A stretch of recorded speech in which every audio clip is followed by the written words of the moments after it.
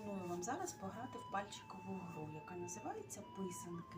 Наші кулачки по черзі будуть писанками. Зробили кулачок. Я прикрашу писанку в смужки кольорові. Першу свою смужечку я веду червону, потім жовту смужку і зелену, помаранчеву, рожеву. І те ж саме робимо з другою ручкою.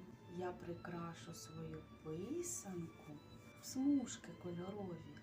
Першу свою смужечку я веду червону, потім смужка буде жовта, потім зелена, і помаранчева, і рожева. Розім'яли пальчики і приступаємо до роботи.